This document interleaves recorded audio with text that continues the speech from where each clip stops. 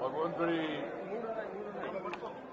సన్నిధిలో భగవత్ ప్రసాదం లాంటి ఈ నిత్య అన్నప్రసాద భోజనం చేయడం చాలా సంతోషం.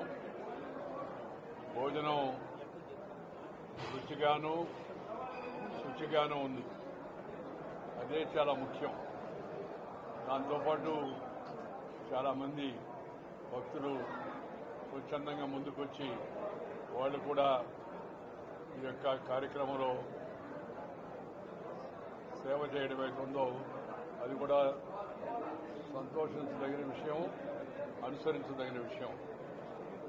ఈ దేవస్థానం నిర్వహిస్తున్న ఈ మాతృశ్రీ తరిగొండ వెంగమాంబ గారి యొక్క ఈ ప్రసాద కార్యక్రమాన్ని భక్తులందరూ ఉపయోగించుకుంటున్నారని తెలిసి చాలా సంతోషించాను. ఈ పరంపర ఇలాగే కొనసాగుతూ ఉండాలి.